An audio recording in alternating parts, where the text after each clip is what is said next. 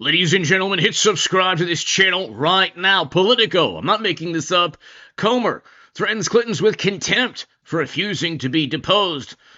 During the EP probe, the House Oversight Chair has sought to interview Bill and Hillary. Since August, they continue to defy and refuse a congressional demand for testimony.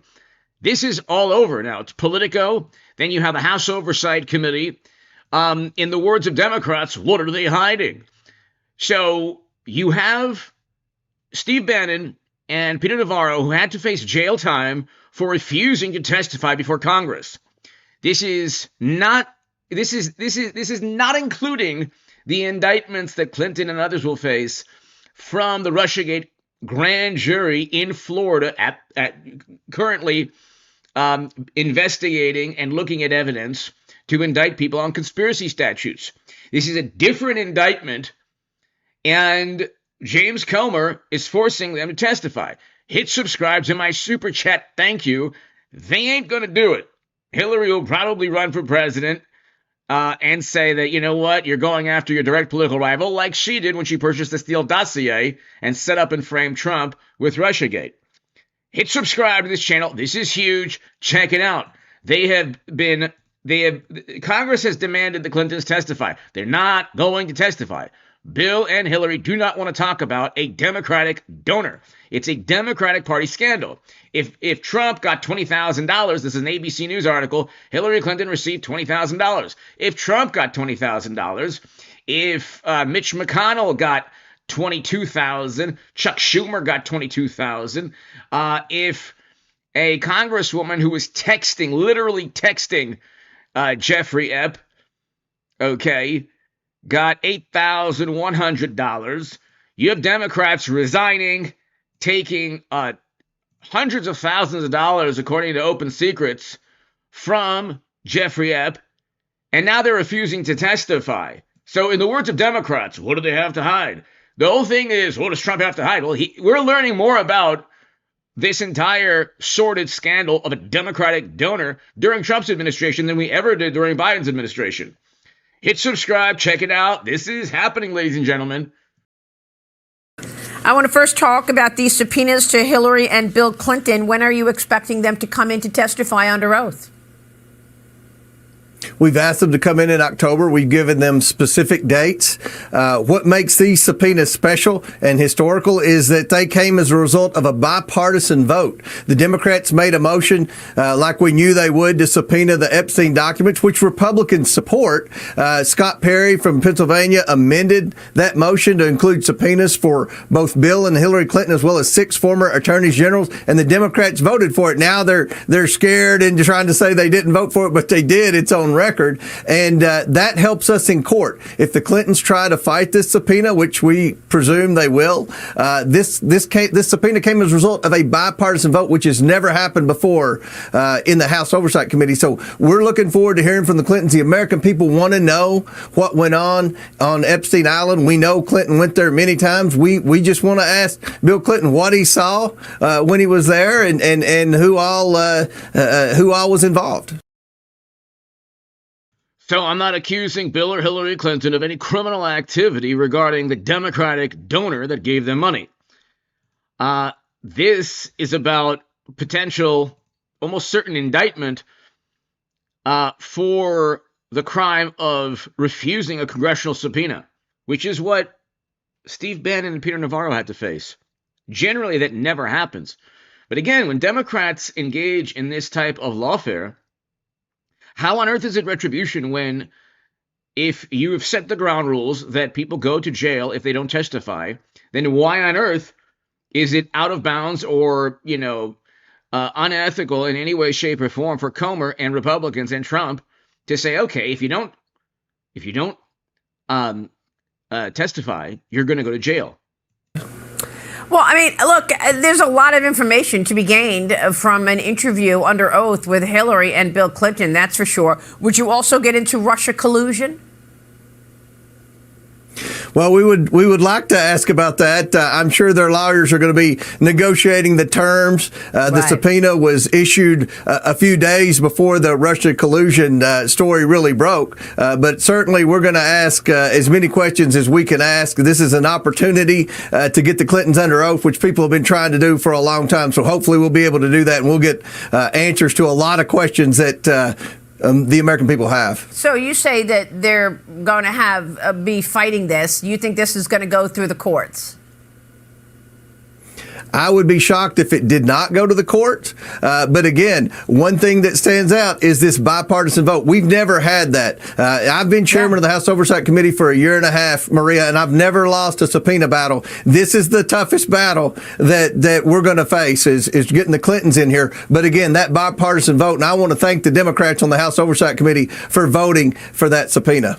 Well, I mean, look, another tough battle that you've got in front of you is getting to the bottom of President Biden's 4 terms. So it was a bipartisan vote to have the Clintons testify about the Democratic donor that gave them a whole lot of money. Check this out right here. Would be wise, but probably wouldn't satisfy the critics. In the meantime, speculation continues to swirl about what Maxwell actually told the DOJ during her 9 hours over 2 days when she spoke with Deputy Attorney General Todd Blanche last month. Well, Ghislaine Maxwell, according to reports, said nothing during the interview that would be harmful to President Donald Trump, telling Blanche. So they were supposed to testify October of 2025, this year. Okay, 2 months ago. They have not testified. They refused to testify. That is against the law.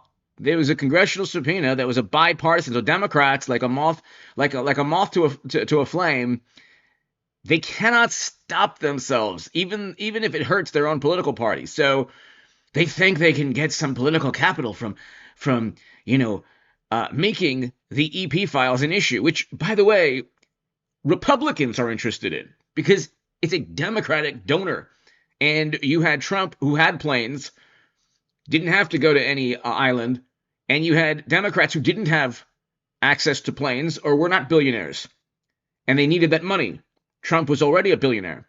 And if they had anything on Trump the past 10 years, it would have already been leaked. So they had to actually leak things that were not true in the form of the Steele dossier, for example, to begin Russiagate. They have nothing on Trump. It's like unbelievable. He's a 2-term president. I don't think they get the fact that President Trump's a 2-term president, his second term after we've had 4 years of Biden.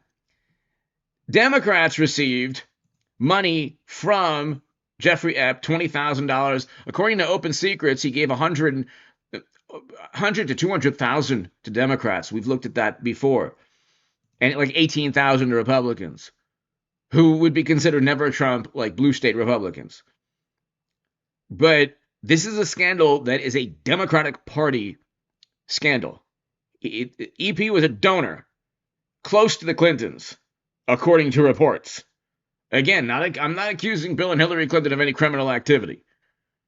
But they don't want to testify, and they likely will do everything possible not to testify, even risk indictment. That Trump had never done anything in her presence that would have caused concern, according to sources familiar with what Maxwell said. That's from ABC. It's interesting. But that wasn't all the Epstein news out there today. The House Oversight Committee issued a flurry of subpoenas in the matter, and the recipients are familiar figures. Here to discuss is House Oversight Chair James Comer. Congressman, is the Oversight Committee prepared to enter into a legal battle with the DOJ over the Epstein files? You guys want the Clintons to tell us what they know about this, and many others. We'll put up the list again so everyone can see it. Yeah, we're going to do what we said we would. So this list is entirely of people who either despise Trump or don't like Trump or aren't fans of Trump. Okay. Jeffrey Epps was a Democratic donor. You could try to find photos, and yes, he knew Trump, he knew Republicans, he knew everybody. He gave money to Democrats. And he gave money to Democrats in blue regions of the country, or regions where in the late 90s, early 2000s were run by Democrats. And he was able to get away with his heinous crimes because of the political donations. That's why. If Trump got a tenth of the donations that Democrats got, it would be a major scandal. People give money to any politician for favors, for something in return. You would have to be a complete imbecile not to understand this very simple dynamic. Do and what I think the American people want. We're going to get the truth to the American people. I don't think we'll have to put up a fight with the Department of Justice because President Trump has said he's going to release the Epstein files. I take him at his word. Our House Oversight Committee had a subcommittee meeting the last week in August when we were in Washington, and they voted in a bipartisan manner not only to subpoena the Epstein files, but also to subpoena a whole list of people that were supposedly involved in some form or fashion with the Epstein investigation, including 6 former attorneys general, as well as, of course, Bill and Hillary Clinton. So we're serious about this. The media has tried to make it out that Republicans didn't want to get to the bottom of this. The Republicans didn't want to be transparent. I can assure you Republicans want transparency more than Democrats, and we're going to do our job. We're going to provide oversight, and I think that we've got an administration that wants to be transparent. So I'm anxious to get started with this, and hopefully we'll be bringing people in very soon to depose them and interview them. Well, the Clintons aren't going to be deposed. I mean, they're going to fight this till the last man standing here. I mean, if you don't think federal subpoena of Hillary Clinton's going to matter, I mean, she bleached her blackberries or had her staff do it. Well, it's going to be difficult. There have been 2 presidents in the last century that have been subpoenaed by Congress. I believe that was Harry Truman and Donald Trump, and neither ended up testifying in front of Congress. But we're going to do everything we can. This is different because this subpoena was the direct result of a committee vote, and it was a bipartisan committee vote. The Democrats made a motion in the Oversight Subcommittee to subpoena the Epstein documents, and then Scott Perry from Pennsylvania, a good Republican member, he amended their motion to include subpoenaing the Clintons as well as all the attorneys general who were involved in the Epstein investigation, and the Democrats voted for it. I don't know that they realized what they voted for, but they voted for a subpoena for the Clintons, and because it was voted on by Congress in a bipartisan manner, I think that'll have good standing in court. Also, I think the subpoena regarding President Trump was about January. The terrible day in January that we now know the official narrative wasn't entirely accurate. And so they had to fabricate, as always, when there are so many legitimate scandals. See, 20 years ago, Bush Republicans had all the legitimate scandals, like the main, like getting us into endless wars and how they did that. Then that morphed into the Democrats gaining immense political power and having so much political power and it being so consumed with hubris and arrogance that they became with private servers, top secret intelligence illegally transferred onto servers. There's no way that you could do that legally. Setting up and framing Trump with Russiagate, accusing him of fomenting a rebellion. These things never happened. The scandals, however, with Democrats, like the donor that gave money that a former president might have been on his plane 20 plus times, these are legitimate scandals. Like Hillary's server is a legitimate, grandiose cybersecurity nightmare. It's beyond a scandal. It's a national security debacle. It's like a legitimate, and then media's like, oh, there's nothing to see here. It's all about Trump. So they had to fabricate things with Trump. All of the scandals regarding Trump just went away as quickly as they began because they were fabricated. These scandals regarding the Clintons, for example, whether it's Monica Lewinsky in the Oval Office or private servers or purchasing a dossier to create Russiagate, these are completely outlandish, oftentimes nefarious and sinister actual scandals. Like there's scheming and there's like maneuvering and there's diabolical political strategy involved. Not so with Trump. He didn't have servers. He didn't have 50 intel officials protect his kids with a laptop. You can look at these absurd scandals. Like, we couldn't talk about Hunter's laptop, which is really Joe Biden's laptop. And then Comey writes the Comey letter because top classified data is being forwarded. There is no equivalent with Trump. It's just a bunch of hysteria and apoplectic innuendo and accusations and conjecture with Trump. Sources say it's not. Nothing was true. They had to lie to create and to make the playing field level. Or even the playing field. So they lied about Trump to take focus away from their actual scandals. All right. Well, Congressman, other huge news. President Trump is threatening a federal takeover of Washington, D.C. Paul Bartlett, thank you so very much to my super chat. Thank you, everybody. Greatly, greatly, greatly appreciated. Thank you. This is huge. And do they, the jail time is what? A couple of months, 3, 4, 5 months? So, or 2 months? So do they risk just jail time? And then they say, well, it's about, who knows? And then media will say, that's true. They didn't testify, not because they refused to testify, not because they have something to hide, but because of this or that. So anyway, do they risk jail time? Because the precedent is that Peter Navarro and Steve Bannon faced jail time. So do the Clintons risk jail time instead of actually, telling everything they know in a deposition, which also could lead to Russiagate, which also ties into upcoming indictments pertaining to the grand jury in Florida?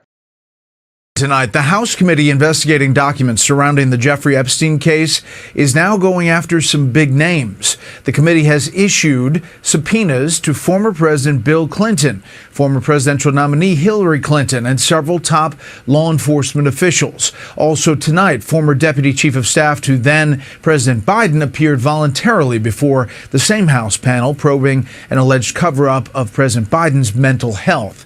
Senior national correspondent Aisha Hasni reports from Capitol Hill tonight on these two investigations. Good evening, Aisha. Brett, good evening to you. The Biden investigation really divided Democrats and Republicans. But Republicans now say this fresh Epstein probe is such a bipartisan effort that even the Clintons may not be able to escape it.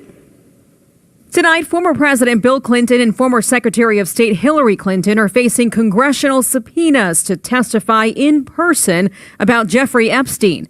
The House Oversight Committee summoning the Clintons and 8 former FBI directors and attorneys general spanning from the Bush era to the Biden White House. The historic move comes as pressure grows on Republicans and the Trump administration to release the Epstein files, and as President Trump points his finger away from himself. By the way, I never went to the island, and Bill Clinton went there supposedly 28 times. Clinton has denied that, but Oversight Chairman James Comer tells Fox he's got questions.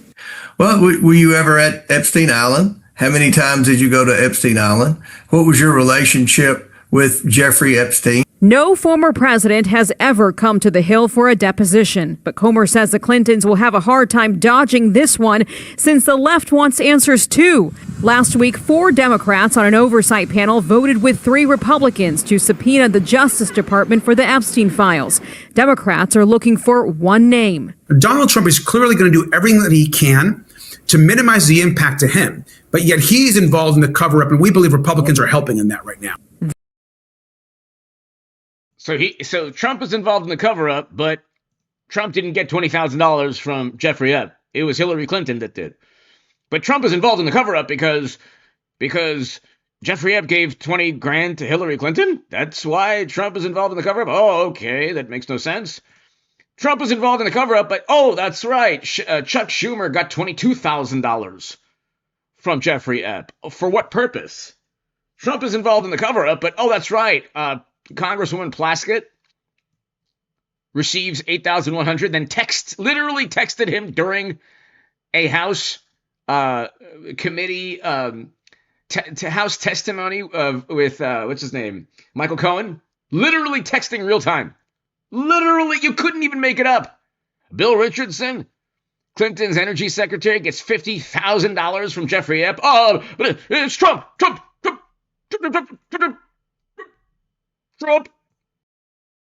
That investigation gets underway as another pushes ahead. Mr. Reed, did you think that the president was competent to serve? Former Biden Deputy Chief of Staff for Policy Bruce Reed sitting in for his closed-door interview today over the alleged cover-up of President Biden's decline.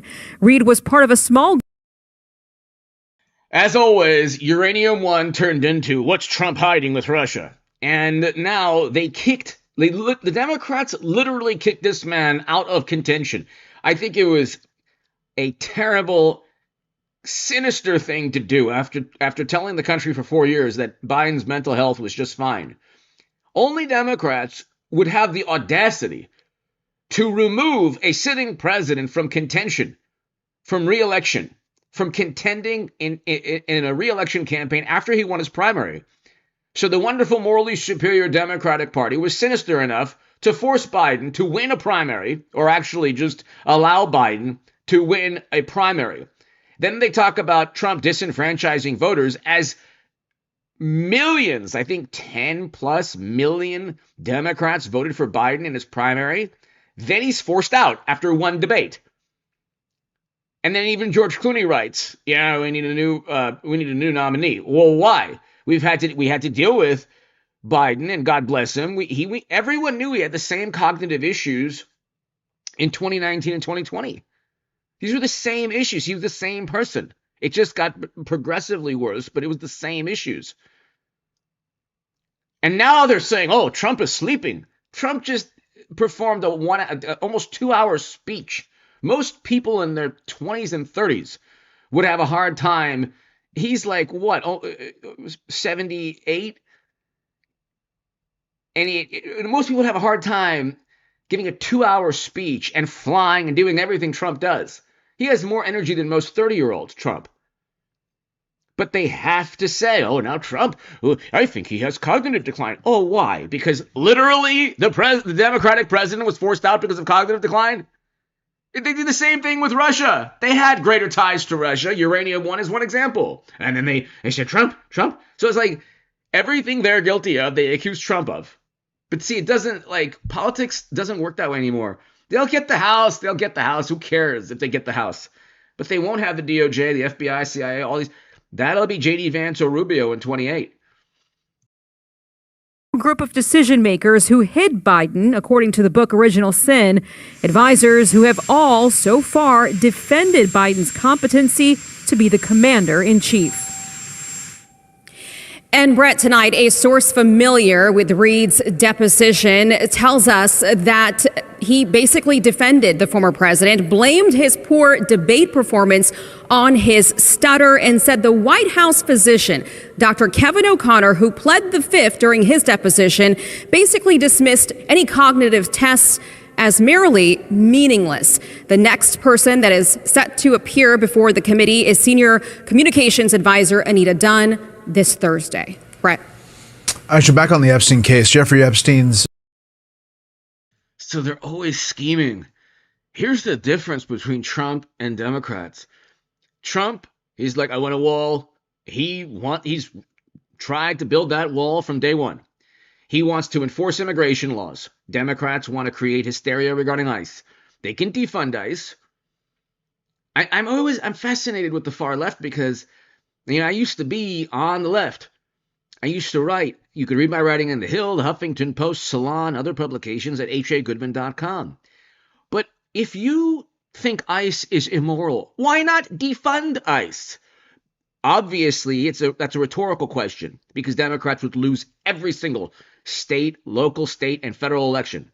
The majority of the country wants ICE to do its job.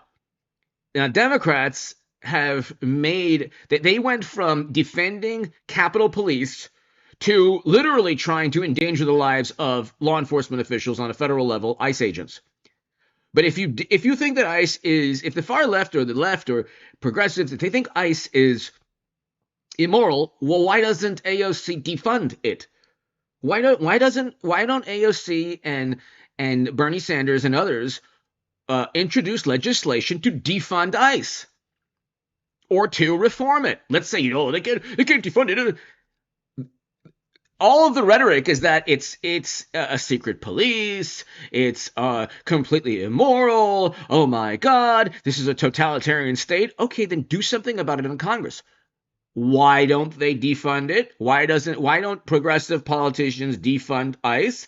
Because it's a losing proposition. So what they'll do is create as much hysteria and apoplectic media coverage as possible. This way they can straddle the fence.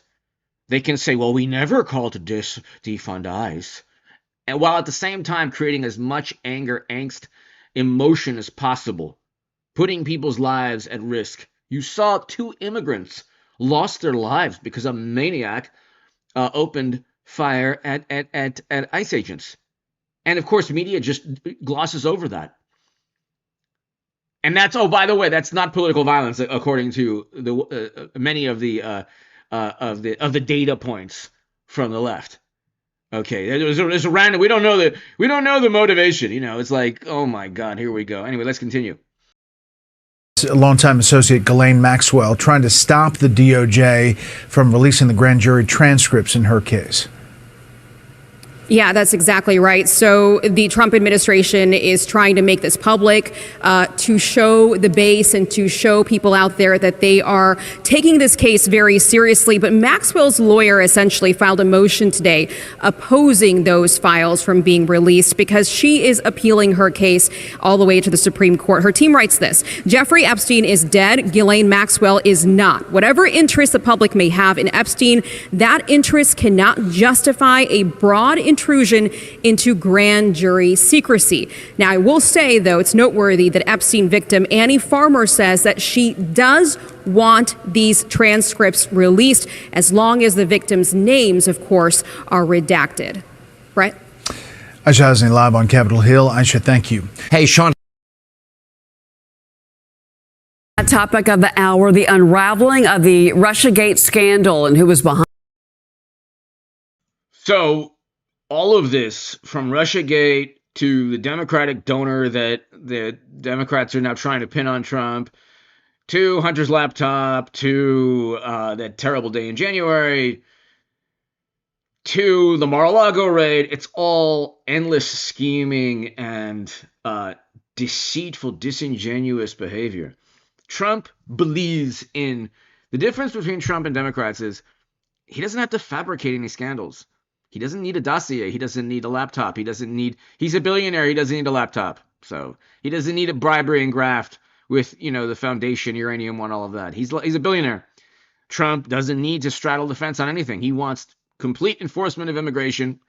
Generally, he's an anti-war president, although we see there's escalation with one country in particular, but that's because of illegal narcotics.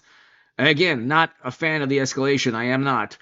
But it's different from counterinsurgency conflicts like the Bush administration and Obama administration, completely destroying a country in Libya. It's night and day difference. So he's the most anti-war president that we could possibly have. He's still an American president. He's not a pacifist. But that's why people vote for Trump. Okay. He wants to address the root causes of poverty, which is outsourcing. So he imposes tariffs while we still have that leverage. But people don't get it. He doesn't have to. Democrats don't believe in anything they talk about. Green New Deal legislation, but they won't even touch it. Oh, healthcare costs? Well, I thought Obamacare was supposed to lower healthcare costs. Now you need subsidies because of the skyrocketing costs, but the ACA was supposed to lower costs. And then they pin that on Trump too. But anyway, let's continue. This is leading to Russiagate and indictments under conspiracy statutes also. There's only so long they could scheme and, engage in dirty politics without having control of intel agencies, the DOJ. And that's the big thing. The Democrats can have the House. That doesn't mean anything. They can have the House. They won't have the federal government or the executive branch. And that's become a lot more powerful because they tried to weaken it. But anyway, that's another story. Behind it has only just begun.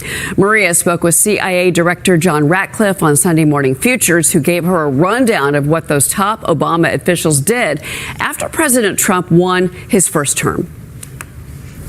During that 4-year period of time, think about the countless interviews that Barack Obama, Joe Biden, Jim Clapper, James Comey, John Brennan gave to the public, and testimony that they gave under oath about how Russia was involved in our election. And not one time, not a single time, did they ever reference what became verified intelligence, a Hillary Clinton plan. Verified, Maria, because in 2020, Hillary Clinton's own campaign manager took the oath under penalty of perjury in the trial of Michael Sussman and was asked about this plan and said, yes, there was a plan, and Hillary Clinton personally approved it. So you might ask, well, if this was under oath, what happened? You literally had FBI officials testify on behalf of the defendant because the cover-up was still ongoing. But they have enough of the admissions of guilt from the Durham probe trials. That's already testimony under oath that Clinton approved the plan by her own top campaign official. That's also the basis of the upcoming conspiracy statutes. I'm not making that up. That's public record knowledge. There's a grand jury now looking at conspiracy statutes. So all they did was talk about the fake Steele dossier, but never talked about the true intelligence, the true origins of the Russia collusion hoax, was that this was a Hillary Clinton campaign scheme. Yeah. Really incredible. The director went on to tell Maria there is more intelligence to be declassified, and soon. The underlying intelligence that I have spent the last few months making recommendations about final declassification and sent that to the Department of Justice that will come out in the John Durham report classified annex. And what that intelligence shows, Maria, is that part of this was a Hillary Clinton plan, but part of it was an FBI plan to be an accelerant to that fake Steele dossier, to those fake Russia collusion claims, by pouring oil on the fire, by amplifying the lie and burying the truth of what Hillary Clinton was up to. And you're right, Maria. John Brennan testified to John Durham in August of 2020. He also testified to the House Oversight Committee in 2022. Hillary Clinton testified before John Durham under oath in 2022. James Comey testified before the Senate committee in September 2020. All of that's within the last 5 years. And much of that testimony is, frankly, completely inconsistent with what our underlying intelligence that is about to be declassified in the Durham Annex, what that reflects. Ratcliffe also explaining why he believes these former officials will not be protected by the statute of limitations. I'll leave it to Pam Bondi and our Department of Justice, Kash Patel, and our FBI to investigate the conspiracy to do what and what charges that they're capable of bringing. But again, I don't think statute of limitations are going to impact, because in a conspiracy, Maria, the statute of limitation doesn't start to run until the last act in furtherance of that conspiracy. So, Liz, the Durham report was released May of 2023. It was 316 pages, but So there will be conspiracy statutes leveled at Madam Secretary and others, almost certainly Comey, Brennan, Clinton, and others in 2026. The next year is going to be amazing. Again, the House, there's a chance the Republicans keep it. I was more confident months back, but just you look at history, they can have the House back. They're not. The House Republicans are investigating like Biden's mental decline, which the pardons themselves, and yet another scheming example of scheming and deceitful behavior. The pardons themselves won't hold up in the Supreme Court. The Supreme Court backs Trump 94% of the time, by one estimate. Okay, Biden almost certainly didn't know what he was doing, and almost certainly everyone around him was calling the shots and making decisions on his behalf, including almost certainly pardons. This isn't rocket science. There's a reason that George Clooney and Democrats forced the incumbent out of contention for 2024. I mean, it's completely outlandish. Hit subscribe if you're new. These are outlandish scandals that would never happen. See, the actual scandals of Democrats that media, and again, like the Bush administration had the grandiose, legitimate scandals in the early 2000s. They had, the media gravitated, believe it or not, towards the Bush administration in the early 2000s. Now media is firmly on the side of Democrats. And it's still not to the point of where it used to be like 6, 7, 8 years ago. It's a little tiny bit better now. But look at the scandals. Like Biden issued pardons via autopen, almost certainly according to the House report, because he didn't have the cognitive ability to know what he was doing. That is not constitutional. The president has the power to pardon, not people around him and imaginary people who are unnamed running a mechanical device on his behalf to sign his name. These are like completely preposterous scandals. But of course, the intelligentsia, they don't think that these are important scandals, so I guess they're not important. We have the most unintelligent intelligentsia. The American intelligentsia is composed almost certainly of imbeciles. The annexes is what he's talking about.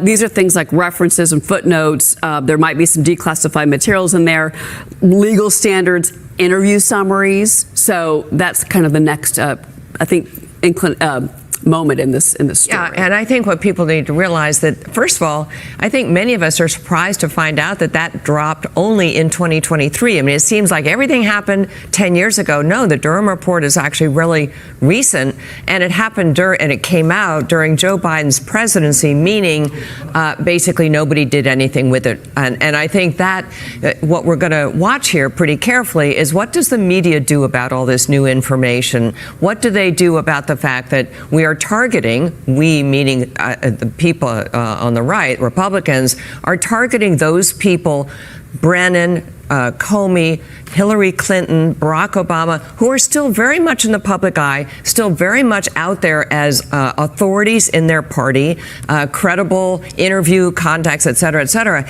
And I want to just, here's the New York Times read on what dropped a couple of weeks ago. CIA says its leaders rushed report on Russia interference in 2016 vote. No, that's not really the upshot of all these revelations. It's not that they rushed the report, it's that they lied. Yeah. And I think, Americans want accountability. I sure hope we get it, because these people have, again, it's not old news. These people continue to lie to the American people about what went down.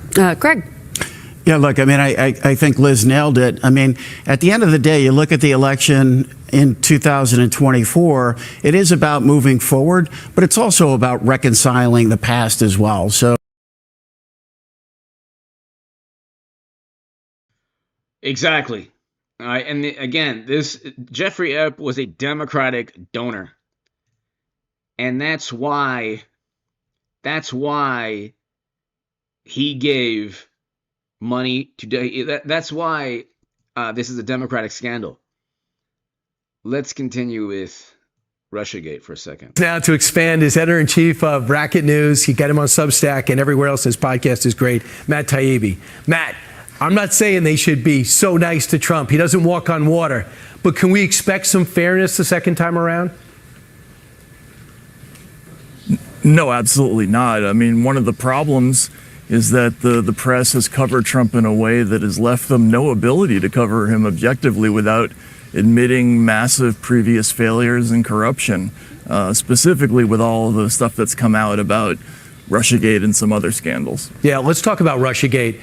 You said in your latest column on Racket News, you said you were reluctant to dive into the so-called conspiracy. What changed for you? Was it something in the Durham annex and the whistleblowers over the last week? Yeah, I mean, I've been covering this story for 8 years, and I started out just saying something seemed wrong with the reporting, like the source.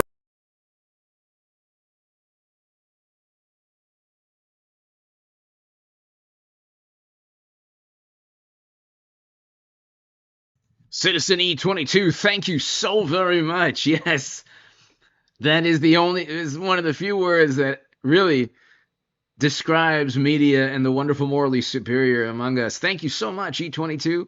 Thank you for watching. Greatly appreciated. To my super chat, Paul, E22, thank you. Thanks, everybody. To my super chat, thank you so much. Sourcing was bad, and I thought it was a story about a thin investigation that wasn't supported well enough.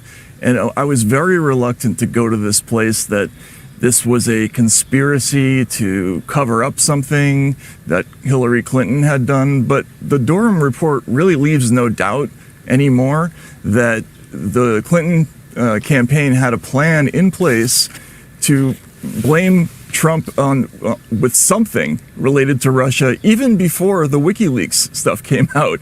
So the administration that the investigation that followed was just incidental, and that's pretty well demonstrated by what happened in the report. And the thing is, now you have this guy Leonardo Bernardo, a name with George Soros's Open Society. Jeff Goldstein, dealing with Debbie Wasserman Schultz, back and forth and finding a way to change the narrative from Hillary's emails and the John Podesta hacking to Donald Trump in bed with Vladimir Putin to hopefully win the election and later to destroy his first term when he won. Yeah, I mean, it's unbelievable, because the real story here is that Hillary Clinton's use of a private email server opened up the United States to an unprecedented security risk. And the Russian government actually came into possession of a huge cache of material, correspondence all the way up to the president's office. And yet, in order to deflect from that, they had to create some kind of story that was similarly explosive. So they came up with this idea of linking and vilifying Trump and Putin together. They talked about it being a long-term project to demonize them both. And right. That's what they did. And what's so remarkable is that every single major media reporter in America went along with this, this station excluded, obviously. Matt, if it wasn't for a compliant media, it wouldn't have worked. It would have been a bunch of intelligence officials making statements. But the media were stenographers for this story. American media legitimized a conspiracy theory. They perpetuated and legitimized actual conspiracy theories while calling legitimate criticism of a whole bunch of topics conspiracy theory. And it ruins people's lives. Michael Flynn, Paul Manafort, solitary confinement. They almost arrested Jared Kushner.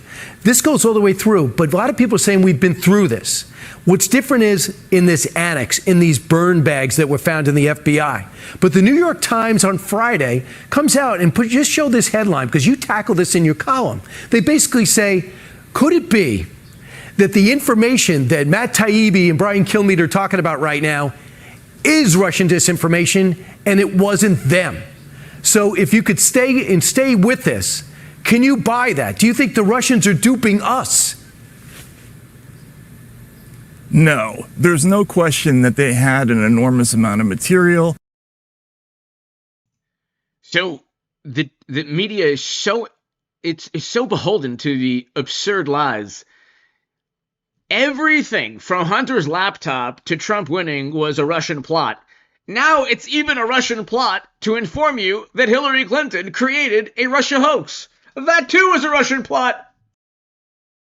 It was taken seriously enough by James Comey that he moved up the date of his announcement of the end of Hillary Clinton's email investigation.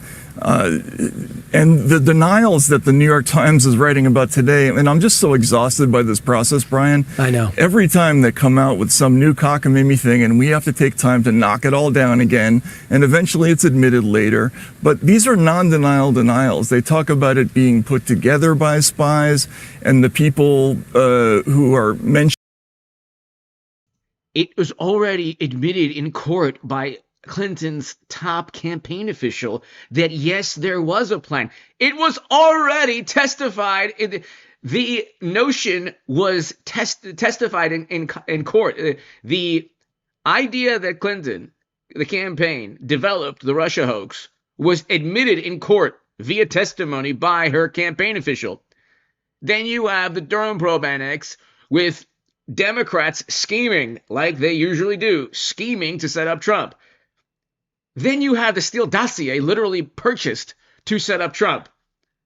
Then you have the Mueller probe, which showed zero link. So the Mueller probe showed no contacts. They say, well, what about the contacts? Yeah, uranium-1, there's contacts too. Far greater contacts. There was no collusion, which is what they accused. They accused Trump. They found out their accusations were baseless. Then they doubled down, said, well, we had a reason to. Then we found out they had no reason to with the declassified documents from the ODNI. I mean, and then now the Durham probe annex showed actual people conversing. So there's all the evidence showing they set up and framed Trump. But that's why Brennan said he doesn't do evidence, he does intelligence. Intelligence became a nebulous, ambiguous, broad word that meant nothing other than we think we have a hunch that Trump did something bad, so we have to investigate, to create endless investigations to harm Trump, while obviously taking focus away from legitimate, like, unbelievable, like most absurd, preposterous, outlandish scandals, like a private email server with top secret intel. In the story, they say they don't recall it happening, but if you actually look at what they say in these interviews, they say things like, yeah, I don't remember doing that, but it's possible that I proposed that kind of plan, and it's possible that if I proposed it, it would have been accepted by the campaign. It's embarrassing. Lastly, in the conclusion, people want to see some type of consequences for this unsavory action. That's why there's a grand jury that I am assuming Pam Bondi and the DOJ will not handle this upcoming grand jury in the manner they handled the indictments of Comey and Letitia James. But let's continue. We talk about consequences. Note there's a statute of limitations. What do you expect? Well, I don't know. I think that's the last remaining mystery in all this. I know from talking to people who are close to all these investigations that they're not doing this as part of any kind of hearts and minds campaign. They don't expect that the press is going to suddenly stop on a dime and make their case to the American people. They're doing this for a reason, and they're doing it to make cases. Also, why would the media still push the conspiracy theory that Russia is afraid of Democrats? Russia invaded under Biden's watch, not under Trump's watch. Russia or any adversary has zero fear of the Democratic Party. Zero. Like, you look at Trump and his policies are far, they oppose America's adversaries in a more creative manner. Not direct military, although there's ongoing with one country, but Trump does not serve the interests of China, for example, with tariffs and other policies. Okay. But you look at Democrats and it's like, well, Russia invaded under Biden. Why would they be so afraid? Why would China be afraid? Why would any adversary be afraid of today's Democratic Party? I don't know. I'm literally asking the question in good faith. Tell me why. Russia invaded under Biden's watch. Why did they do that if they were so afraid of Democrats? We know that there are criminal referrals that have been made. Investigations have been started. We just don't know exactly what they're going to charge. It's going to be some kind of conspiracy case, but conspiracy to do what exactly isn't clear. But the evidence is abundant, and they've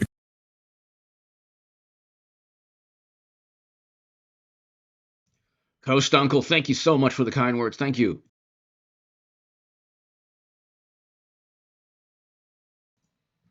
completely exploded the myth of Russiagate at this point. And if people want to know the latest, just cut through it all, follow Matt Taibbi on Substack on Racket News. Thanks, Matt. Appreciate it. Thanks so much, Brian. Matt Taibbi is a true journalist. He is a true journalist. Very good journalist. Joins us now. Welcome Director, I sat beside you as Comey and Brennan were questioned for hours about Russia collusion. They never once mentioned this was a Clinton campaign plan. They knew it. They were co-conspirators.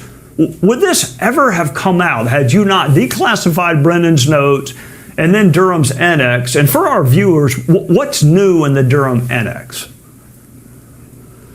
Well, Trey, think about that there was intelligence from foreign intelligence services that one U.S. presidential candidate was trying to frame another candidate for treason, claiming that he was an agent of a foreign power, an agent of Russia. And that intelligence was never shared with you or I as members of congressional oversight committees on intelligence. But for the good fortune of me being able to find John Brennan's notes and declassify that secret may have been hidden forever. But I was able to provide that to John Durham, and you see some of that in his annex that was declassified this week. And so what you learned in this annex that many people didn't know before was details of that Hillary Clinton plan and how it included groups like the Soros Foundation and the role that the FBI played. So before all of this started, Trey, what we did know was this, that on July 31st of 2016, the FBI did something as shocking as it was unprecedented. They opened a criminal investigation into a nominee for president. That was the end of the peaceful transfer of power. That right there. By the way, this is John Ratcliffe, CIA chief. We went from John Brennan to John Ratcliffe. It took 10 years. This is huge, ladies and gentlemen. That should pretty much confirm to you that indictments are coming for Clinton, almost certainly for Clinton, almost certainly for Comey and Brennan and others. And these indictments, there's no question regarding the prosecutor in Florida. There's no question. So they're not going to be able to toss these indictments in the manner they were able to in Virginia. But let's continue. A candidate for President Donald Trump, something that had never been done before. But what you learned in John Brennan's annex this week was 6 days before that, Russian intelligence predicted that's exactly what would happen, that there was a Hillary Clinton plan and that the FBI would pour oil on the fire of a firestorm that would consume the country for the next 3 years. So think about that, Trey. Either the Russians made the greatest prediction or the luckiest guess of all time, or this intelligence was real. And of course, the answer is this intelligence was real. And how do we know that? Well, subsequently, under penalty of perjury, while under oath, Hillary Clinton's own campaign manager confirmed that there was such a plan and that Hillary approved it. So they also wanted Trump in their own emails. So this is how completely absurd the whole thing is. Thanks for the kind words, everybody. And if you're new, hit subscribe, share this segment everywhere, and I'll have a live stream again tonight. And it'll be here also. In their own emails, they stated they wanted Trump to win. They wanted to elevate Trump, I should say. And Dr. Ben Carson and Ted Cruz. They thought these were Pied Piper candidates. That's within their own emails. Politico published that. So how on earth could the Russians and Clinton want Trump? And then, of course, when she lost, they forget the fact that they wanted Trump and it was all about Russia. But then the question is, why on earth would Russia want you to vote Trump? They apparently aren't afraid of NATO either. So if it's about NATO, so like all of these, you see this when in the writing and in the, you can look at the writing of, or the way pundits speak about Trump and foreign policy, domestic policy on the left. They're like the protagonists of their own imaginary. It's like Dungeons and Dragons for liberals, where they're like the protagonist and Trump is like the dragon, and they're like, there's a big monster. They don't see everything. They can't, the cognitive dissonance is too much. They can't realize that they might be the baddies, like that old skit, which they are, almost certainly. And let's continue. That, I think, in addition to what you learn about the FBI's role that came out this week, was that this intelligence that was so shocking that John Brennan brought together the National Security Council, President Obama, Vice President Biden, Clapper, Comey, Susan Rice, and briefed them on this intelligence about a Hillary Clinton plan to frame Donald Trump, and that the CIA made the required referral of that to the FBI to investigate that as a counterintelligence matter. And as John Durham found, the FBI buried it. They didn't open a file. They didn't assign an analyst. They didn't investigate it all.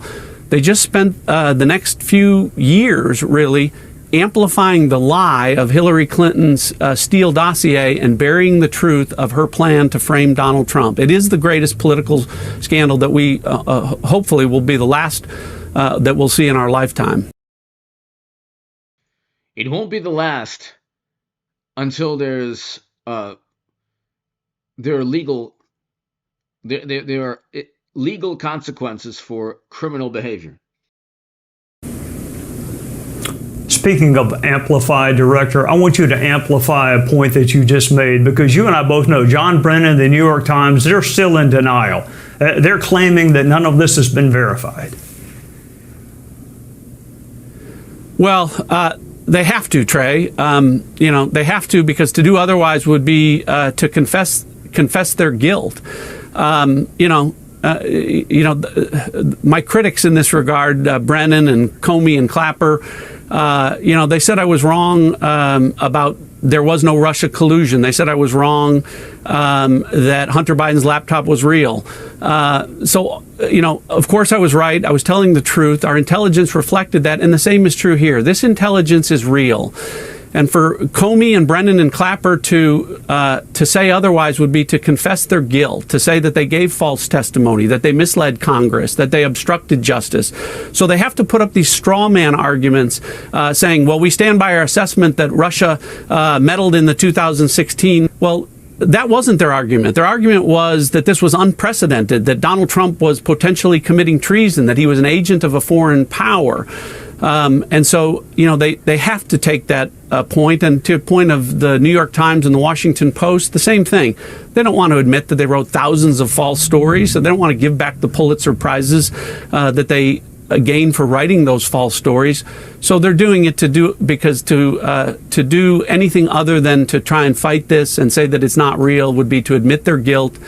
And to admit they were wrong, and to admit that they deliberately misled the American people, which is exactly what they did. Yeah, they also might want to read Hillary Clinton's campaign manager's sworn testimony, because he admits what you just said. They deny it, but we'll see what they say when they get under oath. Is there more to come from either you or FBI Director Patel? Are there more shoes to drop that we should be looking for? Yeah, there are, Trey. So, people need to understand that, there is no Russia collusion hoax file cabinet at the FBI or at the CIA. We have to look for these documents, sometimes that are well hidden. You have to go trace through emails and look for signs and clues that would point you to. That's how I found John Brennan's notes, and that's how we found additional documents. I've talked with FBI Director Patel. He and I will be declassifying additional documents that show just how sinister the FBI was in amplifying Hillary Clinton's Steele dossier as real and credible to be included in the intelligence community assessment, but also in how they buried the counterintelligence referral memo that I mentioned before. How they went to great lengths to try and keep that out of the intelligence community assessment. So there will be more to come, and I think that people should expect that the Trump administration will continue to shed transparency and light and truth, again, because, Trey, there is no question, this was the greatest political scandal of our lifetime. No one wants to see this happen again. It derailed our country. It derailed President Trump's presidency, his first 4 years in office, and it really is a stain on our country that should never happen again, and Donald Trump is committed to making sure that it doesn't. Generational damage is what I think was done, Director, but thank goodness that you found the Brennan notes. To your point, they're not like laying in a file cabinet. You got to go looking for them, and I do wonder, you're too modest to comment, but I do wonder if you had been picked to be the FBI Director instead of Chris Wray, would it have taken a decade for this to come to light? You don't have to answer, because I will. I don't think so. Director John Lee Ratcliffe, now of the CIA.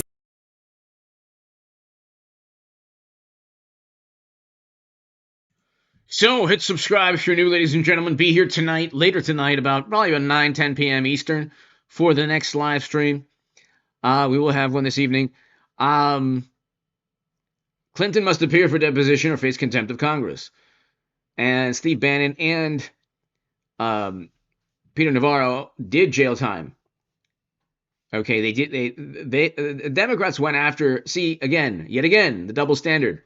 They create a standard, a legal standard, that if you don't show up, you go and actually serve jail time. And if when there's a criminal indictment of the Clintons for not appearing, where they have to actually potentially go to jail for not appearing, if they don't appear, media will say, oh my God, and they'll forget that Peter Navarro and Steve Bannon were treated in that manner. Anyway, hit subscribe. This is huge.